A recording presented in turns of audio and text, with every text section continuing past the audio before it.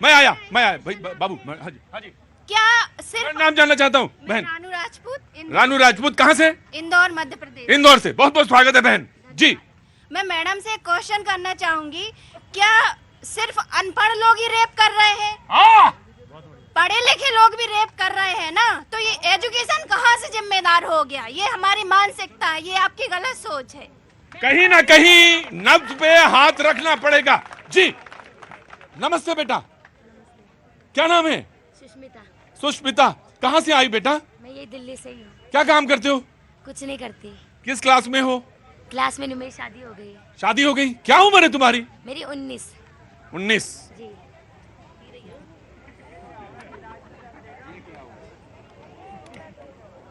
आता हूं बेटा, आता हूं।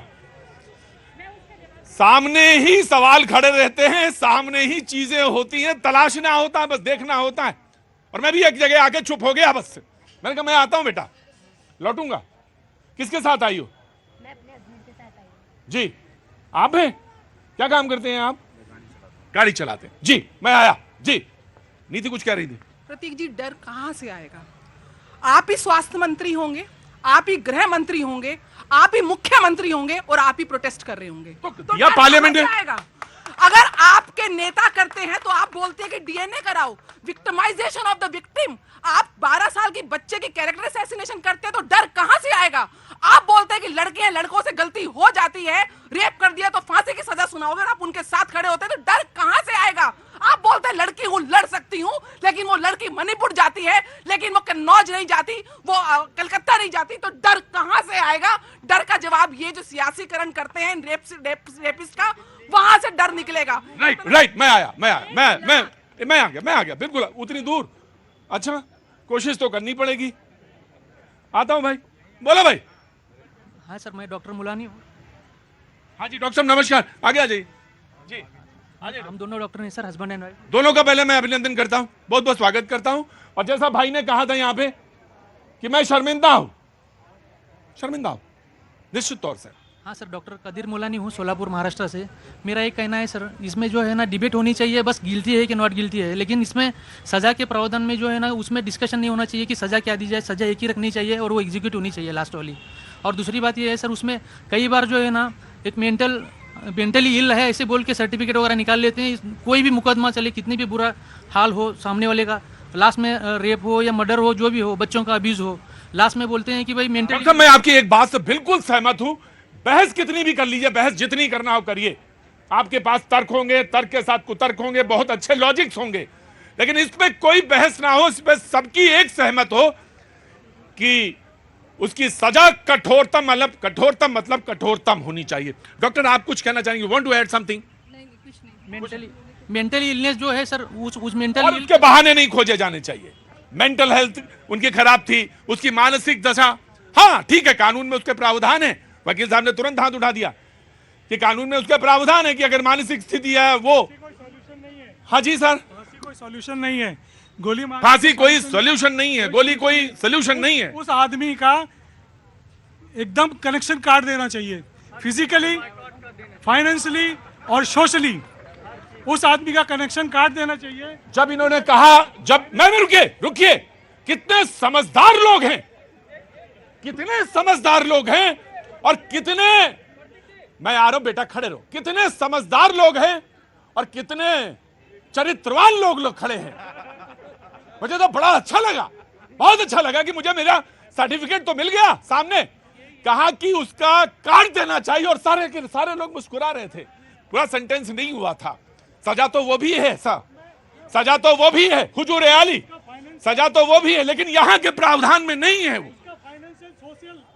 हाँ, आप कुछ और कह रहे थे। काट देना चाहिए। फाइनेंशियल, सोशल, उसका आईडी, उसका आधार, उसका पैन, उसका वोटर आईडी सब सीज कर देना चाहिए। सब सीज कर देना चाहिए। ये सारे प्रावधान है। मैं कांग्रेस को देके then I am coming to you जी। देखिए, एक बाबा है यौन शोषण के आरोपी राम रहीम, चुनाव के समय में, हरियाणा से आती हूँ, वो चुनाव है हरियाणा में, उनको पैरोल पर छोड़ा गया। अरे इनके लिए चुनावी मुद्दा हो सकता है, महिलाओं के लिए, हमारे लिए जिंदगी मौत और मरने जीने मरने का सवाल है महिला सुरक्षा। आप ये बताइए, ये नजीर पेश करेंगे ये देश के अंदर कि ऐसे सजायाफ्ता को लगातार पैरोल पर छोड़ रहे हैं? और देश के प्रधानमंत्री जब लाल किले की प्राचीर से बोलते हैं महिला सुरक्षा पर, तो साहब मैं उनसे पूछना चाहती हूँ कि निर्भया कांड के बाद ऐसे कितने फास्ट ट्रैक कोर्ट आपने बनवाए? आप महिला सुरक्षा की चिंता कर रहे हैं और आप किस मुंह से चिंता कर रहे हैं? आप प्रज्वल रेवन्ना के लिए वोट मांगते हैं, आपको शर्म आनी चाहिए कि आप ऐसे यौन शोषण के लगातार जिसकी सीढ़ी इतनी महिलाओं का यौन शोषण किया, उसके लिए नहीं, सेलेक्टिव की बात नहीं है, आपको नजीर पेश करनी होगी। देश के देश के प्रधानमंत्री है, जब घर का मुखिया है, तो क्या ये देश में नजीर पेश होगा? राइट बोलो भाई। कोई बात नहीं सर, हम बहुत धैर्यशाली और संयम वाले व्यक्ति हैं। आपका रिएक्शन तुरंत होगा इनके खिलाफ। नहीं रखिए इसको, इसकी जरूरत नहीं है जी। सर मेरा नाम आरके है, मैं लालपुर दिल्ली 44 से आया हूँ। जल्दी बोलो बेटा। जैसे कि हमारे देश ने हाल ही में आज़ादी बनाई, क्या सच में हमारा देश आज़ादी मना रहा, उसके ऊपर कुछ लिख के लाया? जल्दी बोलो। कि कल रात को ही आया मेरे मन में ख्याल, मेरे देश को आज़ाद हुए बीते कई साल, वक्त बीता कई लोग बन गए अमीर, पर कुछ लोगों का आज भी है वही हाल। अरे लड़कियां आज भी आज़ादी से नहीं जीती, जिसका हुआ रेप पूछो उस पर कैसी बीती। खोखली है दुनिया और खोखला समाज, बस करनी है नेताओं को इसमें राजनीति। अरे पढ़ तोली बेटियां पर बच नहीं पा रही, ये कैसी राह पे चल पड़ी दुनियादारी। 9 दिन दुर्गा नजर आती, जिसमें फिर पूरा साल दुख सहन करती। 9 दिन दुर्गा जिसमें नजर आती, उसके बाद क्या होता है मैं नहीं जानता, ये उन्होंने बोला, इसका जिक्र किया। जी जनाब, मैं बैठे सर, हुजूर बैठे, मैं पूछ लूंगा, अब बैठे मैं पूछ लूंगा। फिलहाल मैं इस पर बात करने लायक नहीं है, क्योंकि ये जो जघन्य अपराध इस देश में हो रहा है राक्षसी प्रवृत्ति के लोग का, उनको सिर्फ चाहिए फांसी और कुछ नहीं। जब तक इस देश में कानून नहीं आएगा, ये महिलाओं के साथ ऐसे ही अत्याचार होता रहेगा, मैं आपको बता दूं। और कांग्रेस पार्टी प्रधानमंत्री के ऊपर कह रही है, तो मैं कहना चाहता हूं कि मेरी बहन, कठुआ के रेपिस्ट को टिकट देने वाली कांग्रेस पार्टी आज बात करती है। कठुआ में जो रेपिस्ट था उसको टिकट दिया कांग्रेस ने। और एक बात और कहना चाहता हूं, आप ही के पार्टी के नेता बलात्कार पर कहते हैं कि ये मर्दों का देश है इसलिए बलात्कार होता है, कांग्रेस पार्टी के नेता कहते हैं, और ये प्रधानमंत्री जी की बात करते हैं। राजस्थान के मंत्री कांग्रेस पार्टी के नेता ने बोला था। और सुनिए साहब, और सुनिए, प्रधानमंत्री जी ने कहा महिलाओं की स्वच्छ सुरक्षा के लिए उन्हें लज्जा घर बनवा के दिया, महिलाओं को घर का मुखिया तक बनाया, महिलाओं को अधिकार दिया।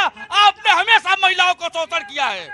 प्रधानमंत्री जी एक महिला को, एक बालिका को इतना उच्च से, अब ये राक्षसी प्रवृत्ति के लोग पड़े हुए हैं, तो इस पर मोदी जी को मैं कहता हूं कि इस पर कानून बनाइए मोदी जी। अब बर्दाश्त के बाहर हो रहा है। 3 साल की बेटी, धिक्कार है। अब इस देश में एक ऐसा कानून बनना चाहिए कि सीधा फांसी होना चाहिए, और कुछ नहीं। सीधा तो नहीं हो सकता, कानून की कुछ प्रक्रियाएं हैं। जी मैं शुभेंदु, आप ही का नंबर है, लेकिन क्योंकि इन्होंने कुछ सीधे डायरेक्ट बात बोली कांग्रेस को, तो Congress will get a chance, देना है आपके बाद। जी देखिए, अगर ब्रजभूषण को जब संसद में वो खिकी की दांत फाड़ रहा था ना, बीइंग ए वीमेन, मुझे इतनी शर्म महसूस हो रही थी कि क्या हम ऐसे देश में रहते हैं? क्या भारत में जो लगातार ऑक्सफैम की रिपोर्ट, लगातार राइटर फाउंडेशन की रिपोर्ट, लगातार एनसीईआरटी की रिपोर्ट डराती है हम सबको घर से बाहर निकलते हुए। जब हम इस डिबेट में भी आते हैं तब भी हम खौफ में होते हैं, क्योंकि आप देखेंगे कि जब ये लिखा होता है ना अंडर सर्विलेंस, आप कैमरे की नजर में, हर एक व्यक्ति आपको नजर से देख रहा है। वो डरती हैं महिलाएं, क्योंकि आज से ऐसे कोई कानून नहीं है। जब इनके नेताओं को संरक्षण दिया जाता है तो डरते हैं। 10 साल से आप सत्ता में रहे, आपने कितने ऐसे फास्ट ट्रैक बनवाए? शुभेंदु जी, बीजेपी फर्स्ट टाइम स्पीकिंग। जी देखिए, प्लीज, इसमें कोई पॉलिटिक्स